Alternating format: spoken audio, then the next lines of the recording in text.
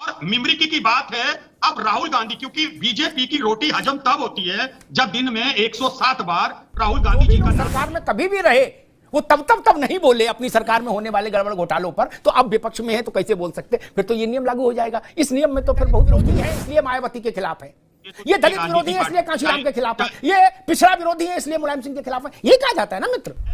सभापति हो आप, हमारे चीफ पैटर्न हो, अगर आपको रक्षा करनी है तो हम सबकी करनी है। ममता जी पर उसको झुआवर धाराओं में जेल भेज दिया गया था, जमानत।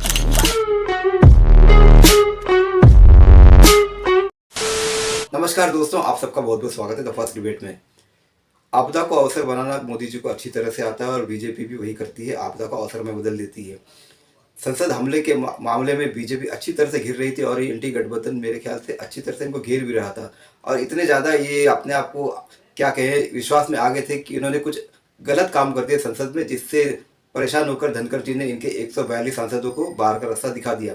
और संसद के बाहर टीएमसी के नेताजी जो कल्याण बनर्जी है वो इनकी धनखड़ जी की मिमिक्री कर रहे थे और राहुल गांधी जी इनकी वीडियो बना रहे थे। तो दोस्तों इसी पे ये डिबेट है। डिबेट में आप देखोगे कांग्रेस के प्रवक्ता राज शर्मा और समाजवादी के प्रवक्ता हैं, यहाँ पर इन्होंने अच्छे तर्क दिए। मैं नहीं कहता कि बुरे तर्क, इनके तर्क अच्छे थे, लेकिन जब अमिताभ अग्निहोत्री जी ने काउंटर किया तो इनके तर्क धरे के धरे रह गए।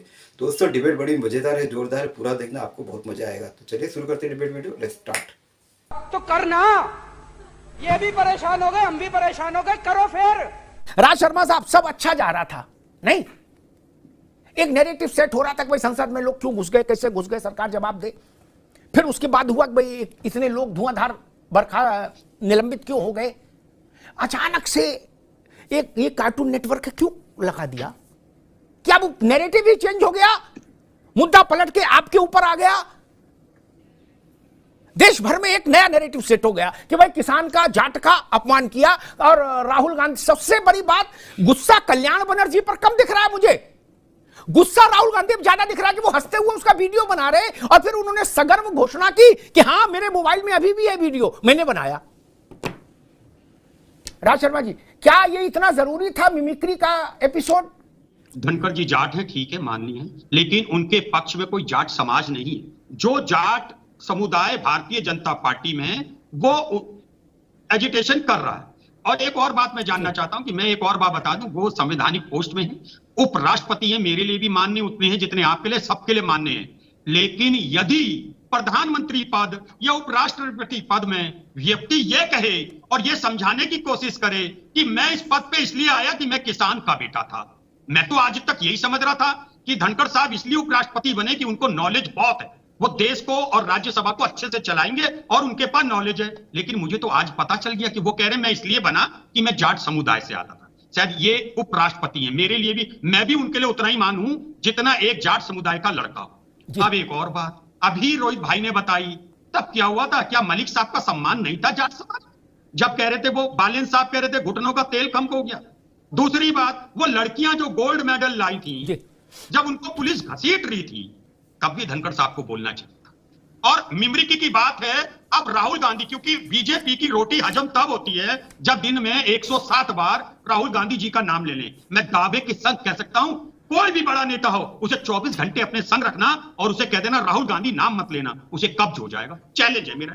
अरे भाई आप काम करिए, अगर कोई अपराध हो गया एफआईआर कर दीजिए। और आपकी नहीं, विडंबना इस गेम की विडंबना है कि भारतीय जनता पार्टी के सरकार में रह के रास्ता जाम कर रहे हैं। अरे क्या कह रहे हो भाई?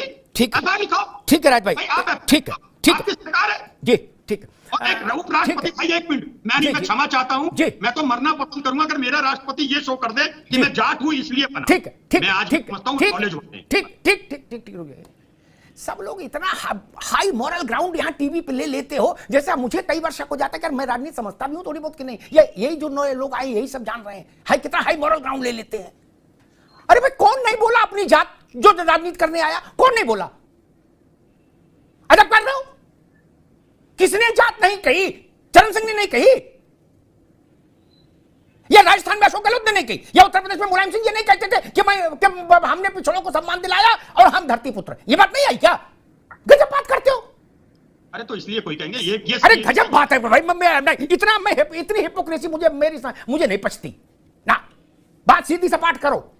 अरे तो सतपाल मलिक जाट नहीं था क्या साहब? ठीक, अब आप सतपाल मलिक की बात, सतपाल मलिक जब होंगे उनका विषय आएगा तब करेंगे। ठीक, सतपाल मलिक भी गजबी है। ठीक है, आप सतपाल मलिक को सीडब्ल्यूसी के मेंबर बनाइए, मुझे क्या दिक्कत है। सतपाल मलिक के 2 वीडियो हवा में तैर रहे। देखिए ऐसे लोगों का भी क्या करें बताइए। एक में वो कह रहे जब मैं जम्मू कश्मीर पहुंचा, तब गवर्नर थे वहां, तो लोगों ने, नहीं जम्मू कश्मीर से यहां आया अपने गांव, तो लोगों ने मुझे मालाओं से लाद दिया। मैंने कहा भाई क्यों? तो बोले, उनने कहा गवर्नर साहब आप 370 हटा के आ रहे हो, इतनी खुशी थी यहां तक। और दूसरा वीडियो जिसमें वो कह रहे 370 हटा दी, मुझे बताया ही नहीं, इतना बड़ा जुल्म कर दिया। इसलिए उनको भी थोड़ा ख्याल करना चाहिए कि पद प्रतिष्ठा बची रहे, अब बाकी तो जो है सो ठीक ही ठीक है। ये सब बातें ठीक नहीं, आजकल चोरी पकड़ जाती है। भैया भुवन भास्कर जोशी जी, आपका लेना नहीं देना नहीं पार्टी का, लेकिन गठबंधन के चक्कर में कई बार फसाव हो जाता है। नहीं, अब ये नई घंटी बंध गई गले में। उत्तर प्रदेश के 10-12 जिलों में तो हलचल कर ही देगी, बाकी देश विदेश छोड़ो, कितने % हलचल करेगी मैं उस बहस में भी नहीं जा रहा, लेकिन कुछ तो करेगी। इस बात से दिल से तो कोई इनकार नहीं कर सकता। और ऐसा भी नहीं कि सारा जाट जयंत चौधरी की बात को फाइनल मान ले और कहे धनखड़ को छोड़ो। जब से जाट राजनीतिक जीवन शुरू में आए हैं, तब से चरण सिंह के बाद सबसे बड़ी कुर्सी है जो धनखड़ के पास है। ठीक, तो इसलिए उनको खारिज भी नहीं कर सकता समाज। जोशी जी, ये मामला कुछ गड़बड़ा गया क्या? देखिए अमिताभ जी, आज जो प्रश्न चल रहा है वो मिमिक्री पर चल रहा है, और मेरे को लग रहा है कि मिमिक्री में, मैं तो नहीं मानता कि टीएमसी के जो सांसद हैं वो मिमिक्री में कुछ कर पाए, क्योंकि यहाँ पर इस देश में जगह भी नहीं है मिमिक्री के लिए। क्योंकि माननीय प्रधानमंत्री जी ने वो सदन में जगह ले ली है, और माननीय प्रधानमंत्री जी हमें मिमिक्री करते हुए देखते हैं। आपको याद दिला दूं, शायद आपको याद हो ना याद हो, जर्सी गाय कहने का काम करते हैं, 100 करोड़ की गर्लफ्रेंड करने का काम कहते हैं, कांग्रेस की विधवा दीदी ओ दीदी ममता बनर्जी को कहते हैं, सुपर्णखा किसको कहते हैं। तो मर्यादा तो तब भी तार तार हुई थी 50% आबादी की। ये सुपर्णखा दीदी ओ दीदी महिलाएं थी दोनों, और देश की महिलाएं थी, देश की बेटी थी, तब भी तार तार हुई थी। और आज मुझे बड़ा अच्छा लग रहा है कि भारतीय जनता पार्टी को जाति की याद आ गई, वरना ये तो जाति जनगणना का विरोध करते हैं। आज मैं देख पा रहा हूं हमारे जो राष्ट्रपति हैं वो किसान भी हैं और आज जाट भी हैं, और निश्चित तौर पे, लेकिन वो तब नहीं बोल पाते जब देश की बेटियों को उनकी जरूरत थी। 2 शब्द एक पिता की तरह वो बोल देते कि बेटियों ये जो जुल्म हो रहा है आपके, इसमें मैं आपके साथ हूं। वो बोल देते। किसान उनके जो भाई थे, जो किस बिरादरी से आते, जब किसान, यहाँ पर हम गाजीपुर में हैं, गाजीपुर के पास मेरा निवास स्थान है, मैं कम से कम 50-60 दिन वहां धरने पर गया, लगातार गया, और लगातार धरने पर मैं आवाज सुनने को तरस गया उपराष्ट्रपति जी का, कि वो 2 शब्द बोल देते किसानों के लिए, क्योंकि वो किसान बिरादरी के थे। लेकिन वो किसान बिरादरी पे तब नहीं बोलते हैं जब किसानों को इनकी जरूरत होती है। 800 किसानों की हत्या हो जाती है उसमें 3 काले कानून के चक्कर में, आप तब उनको किसान याद नहीं आता, बेटियों पे किसान याद नहीं आता। आज उनको जाति याद आई है, जाति याद आए तो बहुत स्वागत है, अच्छी बात है। ये तो जाति तो, और यही तो हमारे नेता कहते हैं कि जाति इस देश का सच है, क्यों नहीं जाति जनगणना होनी चाहिए। ठीक है, जो मैं आपकी बात को अगर सही समझा तो समाप्त ऐसे करूंगा कि आप ये शायद ये कहना चाह रहे हैं कि चूंकि तब धनखड़ नहीं बोले, इसलिए उनको अब बोलने का अधिकार नहीं। ठीक, अगर ये कसौटी है तो सब लोग इस कसौटी का ध्यान रखिए कि तब अगर आप नहीं बोले तो अब आप कैसे बोल रहे हैं।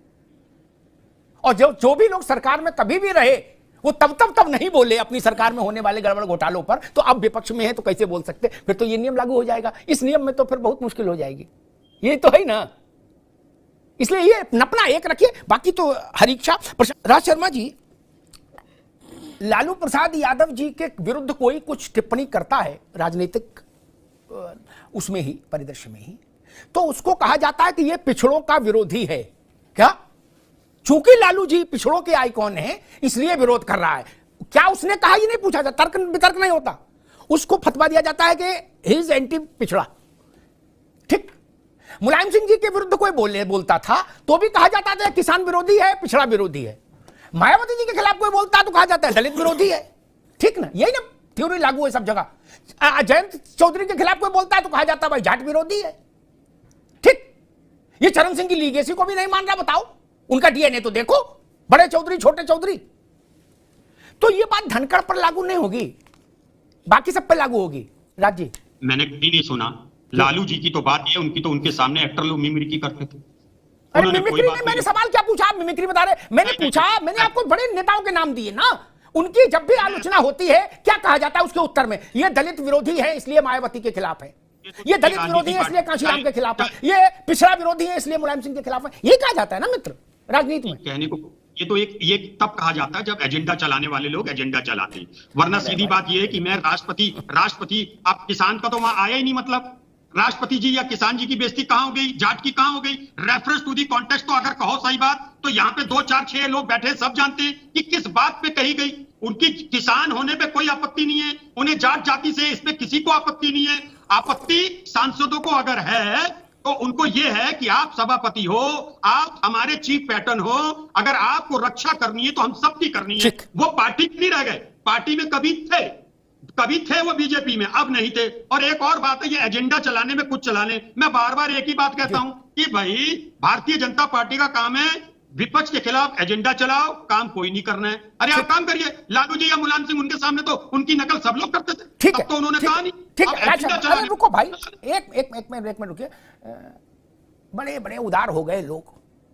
एक बात मुझे याद आ गई, बताई दूं दर्शकों के लिए, नेताओं को बताने से नहीं, क्योंकि उनका तो ओवरकोट इतना मोटा होता है उसके अंदर कोई बात जाती नहीं लेकिन जनता के लिए बता दूं, वो अपनी सुविधा की बात चुनते, बाकी तो वो इस कान बंद रखते हैं।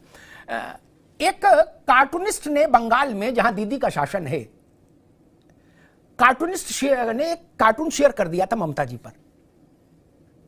उसको झौवावर धाराओं में जेल भेज दिया गया था, जमानत नहीं हुई बालक की। और एक ने, कार्टूनिस्ट ने पवार साहब पर कार्टून बना दिया था, उसको महाअघाड़ी ने जेल में डाल दिया था। इतने बड़े लोकतांत्रिक हो सब लोग, आप बता रहे हो कि मिमिक्री में क्या है? बताइए, गजब करते हो यार। मैं कह रहा हूं नपना तो एक रखो, क्या 6 नपना लेके चलोगे? जो हर दिन नया नपना लेके घूम रहे ही नहीं चलेगा। खत्म, bye bye, tata, good bye, गया। ये भगवान क्या जुल्म है। तो दोस्तों डिबेट हो गई खत्म, वीडियो हो गई पूरी। दोस्तों अगर ये डिबेट वीडियो अच्छी चल गई तो मेरे ख्याल से इसका सेकंड पार्ट बनाना पड़ेगा, क्योंकि मैंने कुछ ही पार्ट इसमें से निकाले हैं और भी इंटरेस्टिंग पार्ट आगे है। लेकिन अगर ये इस डिबेट वीडियो में रिस्पॉन्स अच्छा है तो सेकंड पार्ट बनाना बनता ही है। तो दोस्तों उम्मीद करता हूँ ये डिबेट वीडियो आप पसंद करोगे और लाइक शेयर कमेंट जरूर करोगे। मैं इसी तरह का कंटेंट आपके लिए बनाते रहता हूँ। अगर आपको ये कंटेंट मेरा काम पसंद आया तो चैनल सब्सक्राइब करते जरूर जाएंगे। मिलता हूँ आपसे अगली वीडियो में, तब तक के लिए जय हिंद, वंदे मातरम।